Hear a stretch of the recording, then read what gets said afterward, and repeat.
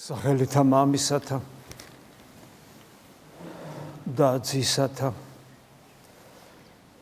და სულისაწმინდისათა მივახლობდით შობის დღესასწაულს, ქრისტეს შობის დღესასწაულს და რა თქმა უნდა უპირველეს ყოვლისა ჩვენთვის ყველაზე მნიშვნელოვანი არის და იქნება ის თუ რამდენად შეიძლება ეს მგონება მიუწვდომელი გამოცხადება ღვთისა ჩვენს პირად გამოცხადებად ვაქციოთ. და რა თქმა უნდა ამისათვის უპირველეს ყოვლისა ისევ და ისევ როგორც ხშირად ვამბობთ, საჭირო არის არა გარეგანი რელიგიურობა, არამედ შინაგანი ცხოვრება. შინაგანი ცხოვრება, რომლის გარეშეც ქრისტიანობა არ არსებობს და ის ყველაფერი რაც ისწავლება საერთოდ გამოცხადებით, წმინდა წერილით, წირვებზე ეს ყველაფერი ჩვენ შიდა გამოცდილებად უნდა იქცეს, როცა ვამბობთ შიდა, ვგულისხმობთ ჩვენს მისტიკურ სიღრმეს, რამე თუ ჩვენ ვართ შექმნილნი როგორც ღვთის ტაძარი. ჩვენ დღეს გავაგრძელებთ წმინდა ისააკასურის სიტყვების აღმოკითხვას და რა თქმა უნდა, სწორედ ძირითადად როგორც ყველა წმინდა დიდი წმინდა მამა, წმინდა ისააკასურის, სწორედ შინაგან ცხოვრებაზე საუბრობს და დღევანდელი საკითხავიც ამით დაიწყება. კითხვა სვავს ასეც, ნახეთ როგორ დასვა კითხვა, რა ნიშნები და მინიშნებებია, რომელთა მიერაც ადამიანი შეიგრძნობს, რომ მალე საკუთარ თავში დამარხული ნაყოფის ხილვა შეძლებს. რა ნაყოფის ხილვა უნდა შევძლოთ ჩვენ საკუთარ თავში? რა ნაყოფსია საუბარი, რომელიც ჩვენში დამარხულია. ეს არის რწმენის ნაყოფი, ანუ როგორც პავლე მოციქული ამბობს, ქრისტე ჩვენში. ქრისტესთან ერთად მამაც და სულიწმინდა ღმერთიც. ეს ყველაფერი საღვთო მადლით და საღვთო ენერგიებით განიცდება. კიდევ ვიმეორებ, ეს არის ქრისტიანობა. სხვანაირი ქრისტიანობა არ არსებობს. ნებისმიერი მცდელობა, რომ ეს გავამარტივოთ, რაზეც ახლა ჩვენ საუბრობთ, არის პროფანაცია ქრისტიანობის. მისტიკიდან მისი განძარცვა და შეიძლება ადამიანი ნომინალურად იყოს მართლმადიდებელი ეკლესიის წევრი, მაგრამ თავის შინაგანი ცხოვრების წესით ის გავდეს სხვა დენომინაციის წარმომადგენელს, რა ვიცი, კათოლიკე იქნება თუ ის პროტესტანტი თუ რაღაც, ან საერთოდ სხვა რელიგიის წარმომადგენელსაც კი თუ მას განათლებაც არ აქვს დამატებით. და იყო მართლმადიდებელი ნიშნავს იმას, რომ განათლება ჰქონდეს საკუთრივ ქრისტიანული, კარგად ჰქონდეს გააზრებული რაგწამს და ამავე დროს ჰქონდეს მისტიკასთან კავშირი, რომელიც დავანებულია მთელი სისავსით მართლმადიდებელ ეკლესიაში. მოკლედ კითხვას ასე სვავს, რა ნიშნები და მინიშნებებია, რომელთა მიერაც ადამიანი მეტნაკლებად შეიგრძნობს, რომ მალე იმ ნაყოფის ხილვა შეძლებს, რომელიც მასში დამარხულია, ანუ ბოლოს და ბოლოს განცხადდება, რომ ის ქრისტიანია. პასუხი ასეთია. ეხლა ამ პასუხს საერთოდ კითხვასაც სწორი გაგება უნდა და პასუხსაც სწორი გაგება უნდა. იმიტომ რატო განმარტავთ ეხლა წმინდა მამის სიტყვებს? კითხვას სვავს და პასუხსაც თვითონ სცემს და რაღა განსამარტავია, მაგრამ ჩვენ იმიტომ განმარტავთ, რომ სამწუხაროდ თანამედროვე ადამიანს ძალიან უჭირს ქრისტიანული ტექსტების გაგება და ძალიან ხშირად მოირგებს ხოლმე. მოირგებს საკუთარ თავზე, საკუთარ ემოციებზე, საკუთარ რელიგიურობაზე, საკუთარ ქვენაგრძნობებზეც კი მოირგებს ხოლმე, საკუთარი სიმართლის განსამტკიცებლათაც კი მოირგებს ხოლმე და არათუ წმინდა მამის ტექსტებს, არამედ წმინდა წერილსაც მოირგებს ხოლმე.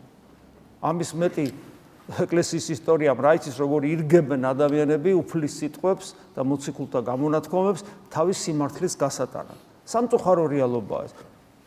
თვითონ წმინდა წერილი გვასწავლის ამას. ეშმაკი ირგებს საკუთარ თავზე, თქვათ იგივე 90-ათე ფსალმუს, რომელსაც ეშმაკის წინააღმდეგ იყენებენ, ეშმაკი იყენებს 90-ათე ფსალმუს ქრისტეს წინააღმდეგ. განსაცვიფრებელია ეს გამოცდა უდაბნოში რო არის. ხო და ასე რომ ადამიანის მზაკრობა საზღვარი არ აქვს. ამიტომ ჩვენ, მაგრამ ამავე დროს ადამიანი შეიძლება შეცდეს კიდევაც, არა მზაკრობით, არამედ უცოდინრობით. ამიტომ ჩვენ ვცდილობთ, რომ განმარტოთ, რომ შეცდომა ნაკლები დაუშვათ. იძულების გარეშე პასუხი ასეთია. იძულების, ანუ რა ნიშნებია, რომ ადამიანი მიხვდება, რომ საკუთარ თავში დამარხულ ნაყოფს, ანუ ღმერთს მალე იხილავს. იძულების გარეშე დაღვრილი მადლისმიერი ცრემლები. ამ სიტყვათა წყობაში უკვე პასუხი გაცემულია და განმარტებაც საჭირო არ არის კაცმა რო თქვას. იმიტომ რომ რას გულისხმობ? შეიძლება ადამიანს ეგონოს, რომ კი, მაგრამ მე ტირი ვარ, ლოცვის დროს ადამიანი იტყვის და ზოგს ძალიან ჩვილი და ესეთი ემოციური ნერვული სისტემა აქვს და ადვილად შეიძლება აცრემდეს. დედაკაცებს, ქალებს ეს მით უმეტეს ჩვევიათ ხოლმე, თუმცა ზოგი კაციც არის ესეთი. მინახავს ასეთი კაცები, განსაცვიფრებლად ტირიან, ახმეთქი რა, მაგრა ტირის, სულ ტირიან, მაგრამ იმას აკიდან გამოვედი, რომ აღარ მჯერა ხოლმე ეგეთი რაღაცეების, იმიტომ რომ სამწუხაროდ აი ამ ეგეთ გარკვეულმა რბილმა, ლაბილურმა ნერვიულმა სისტემამ იცის ძალიან იოლი აჩვილება გულისა და რა ატირებს ადამიანს ამ დროს არ ვიცი, მადლი ხშირად ეს არ არის.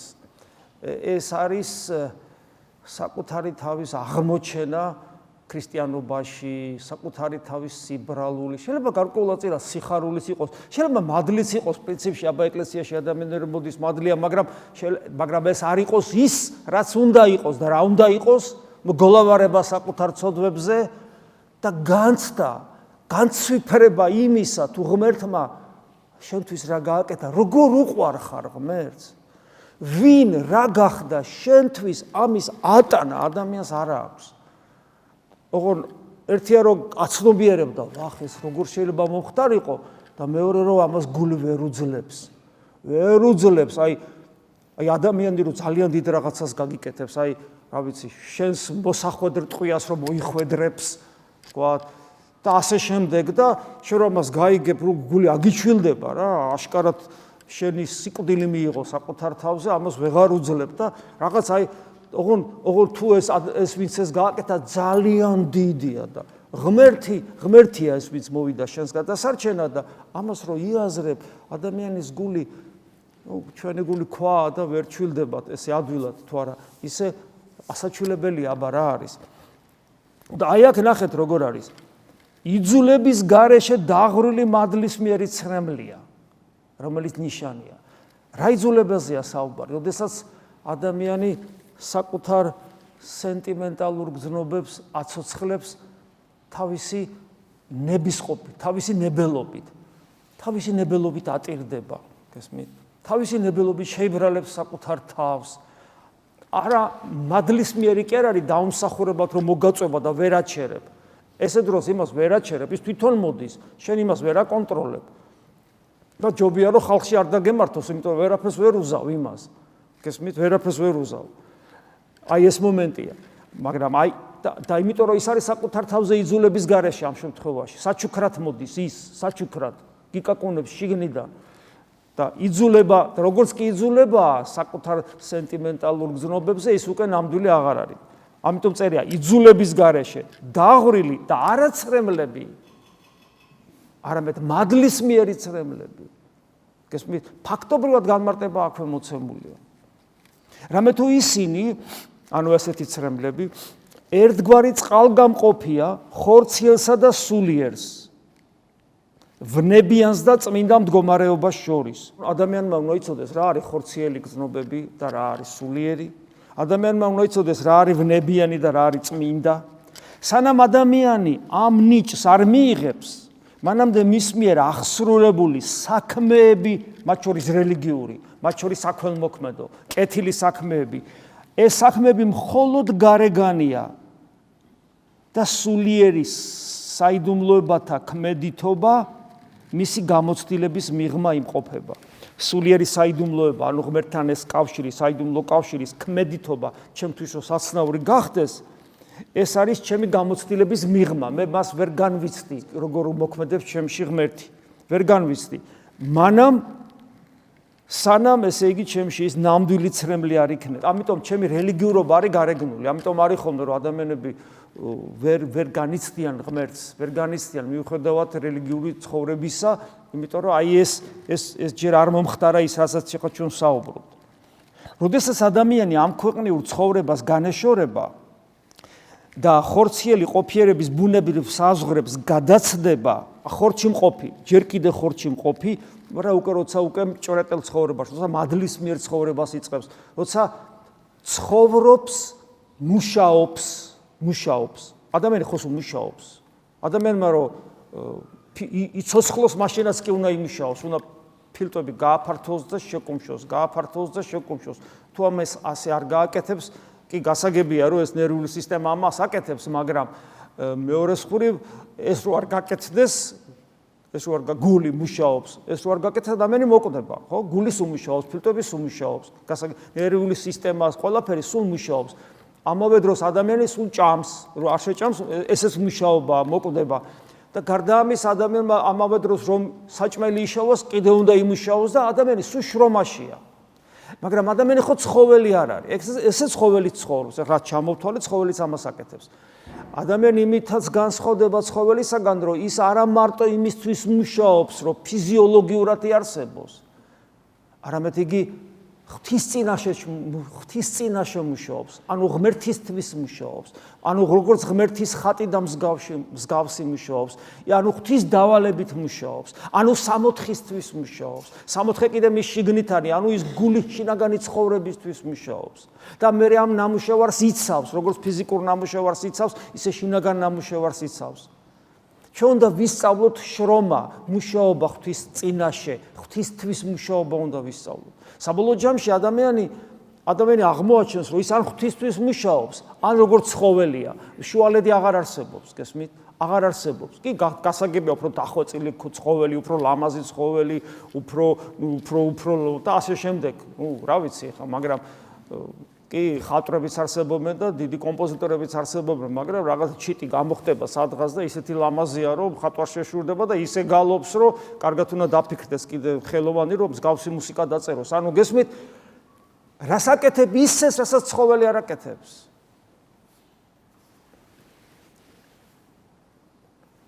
ერთადერთი არის ის, რომ ჩვენ ღმერთისთვის მუშაობა შეგვიძლია. როგორც ღვთის ხატმა და მსგავსმა შეგვიძლია ვიმუშაოთ. ის რაც სამოთხეში დაიწყო და ვერ გავაგრძელეთ და ვერ დავასრულეთ. აი ამ მდგომარეობას მივახლდება, რომ ღმერთისთვის იწყებს ცხოვრებას და ღმერთისთვის იწყებს მუშაობას. აი ესე დროს შეიძლება თქვას, რომ ხორციელი ყოფიერების ბუნებრივ ზღვარს გადაცდენილია უკვე ასეთი ადამიანი. და ასე დროს მაშინ აღწევს მადლის მიერ ცრემლებს. აი მაშინ იწყება უკვე ღმერთის საჩუქრად აძლევს მადლის მიერ ცრემლებს, მოულოდნელად ხდება ეს, რომელებიც საიდუმლო და დაფარული ცხოვრების პირველი საუნჯიდან, როცა უკვე ესეთ მდგომარეობა იწყება, ღვთის სრულყოფილ სიყვარულამდე აღამაღლებენ ადამიანს. ღვთის სრულყოფილ სიყვარულამდე აღამაღლებენ ადამიანს, იმიტომ რომ საბოლოო მიზანი ეს არის, გვიყვარდეს უფალი ჩვენი იესო ქრისტე, გვიყვარდეს იესო ქრისტე. ღვთის სიყვარული ეს არ არის ესეც არ არის სენტიმენტალური გზნობა.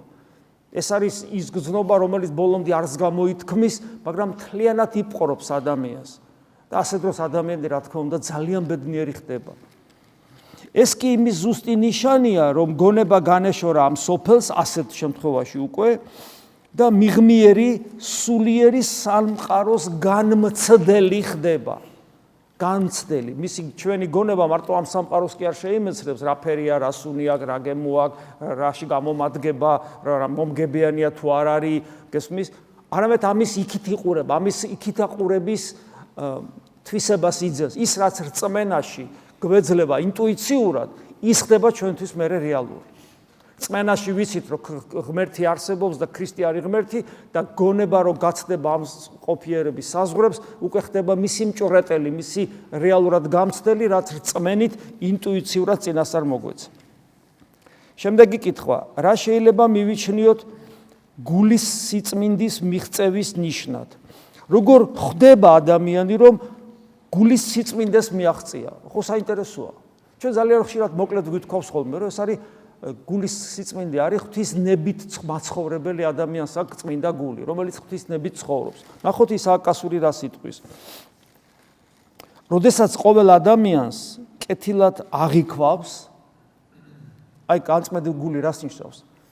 მე თუ განწმენდებული გული მაქვს, ყველა ადამიანს აღვიქვავ კეთილად და არავის მხედავ უწმინდურად.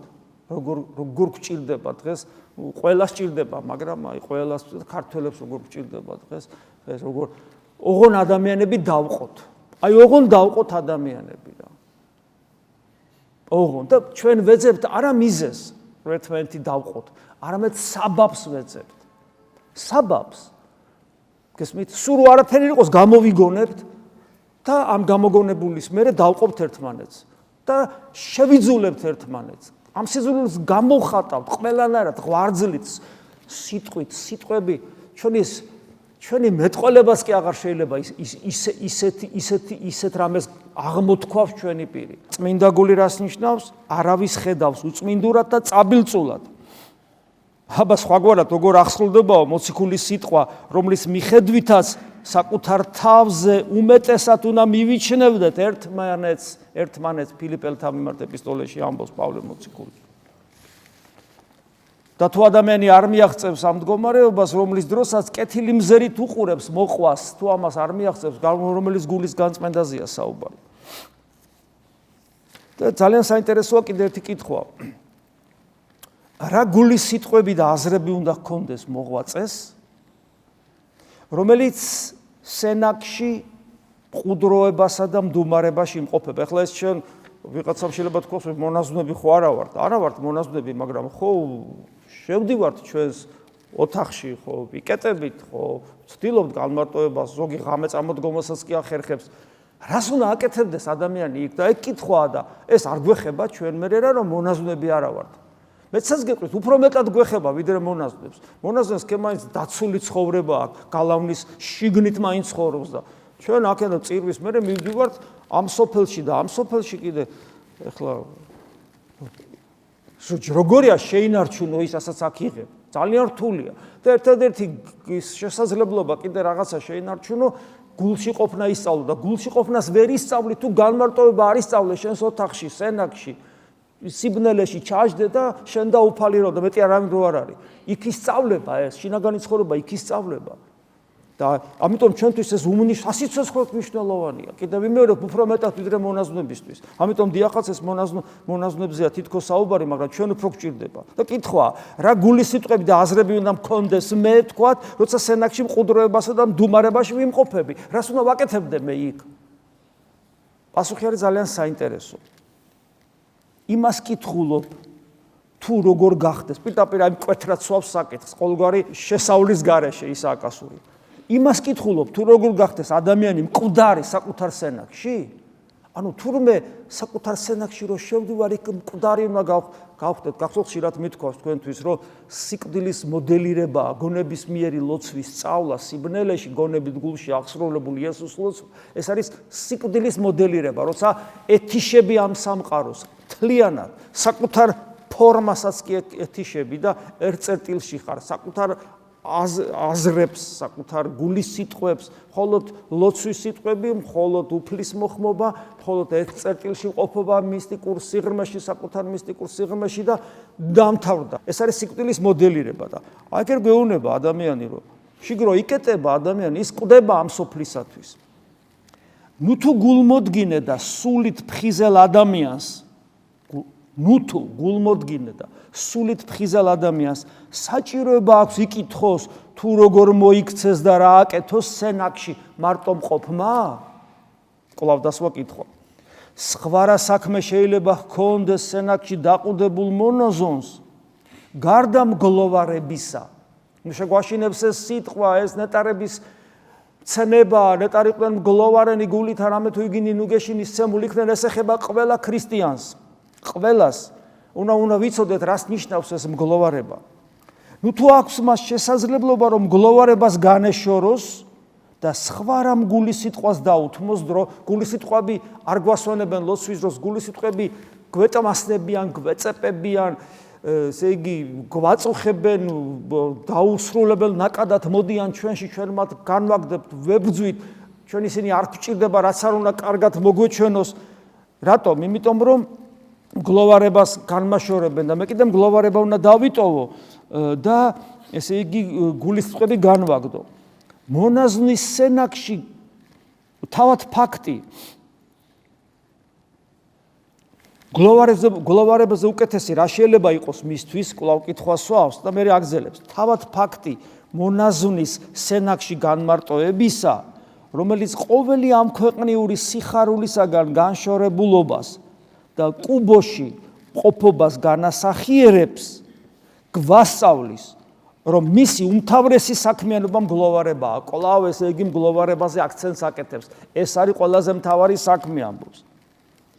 და მე აგზელებს, ყოველი წმინდანი სწორედ მგლოვარებით გადიოდა ამ ქვეყნიდან და თუ ისინი ამგვარად ცხოვრობდნენ და გარდაიცვლებოდნენ, ანუ მგლოვარებით გადიოდნენ, საკუთარ ცოდვებზე მგლოვარებით გადიოდნენ, ამგვარად ცხოვრობდნენ და ამგვარადვე გარდაიცვლებოდნენ, ყველა წმინდანიო და ჩვენ რაღა უნდა ვთქვათო, ის აკასური ამბობს.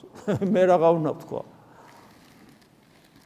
მონაზვნის ნუგეშინის ცემა მონაზვნის, მოდი ესე ვთქვათ, ერის კაცები თუ ვართ, როცა განმარტოებული ხარ ღმერთთან და შენ და ღმერთის გარდა არავინ არ არის და სწავლობ ღმერთთან ურთიერთობას, ანუ შინაგან ცხოვრებას, ანუ გონებისმიერ ლოცვას, როგორც გნებათ, ისე დაარქვით, ერთადერთი ნუგეშინის მცემა, რას განუგეშებს, იმ დროს არის მგლოვარება.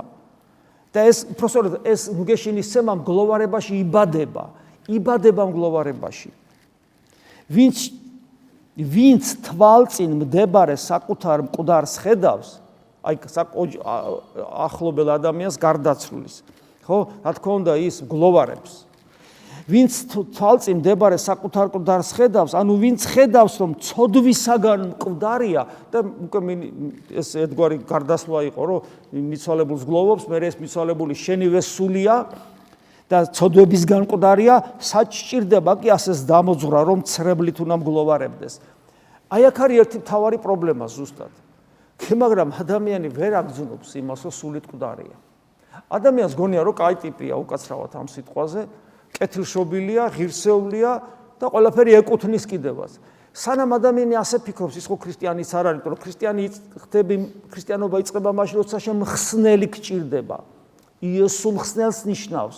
თუ მხსნელი არ გჭირდება, ქრისტიანი არ ახარ და თუ კარგი ხარ მხსნელი რად გინდა? გესმის? ამაშია საქმე.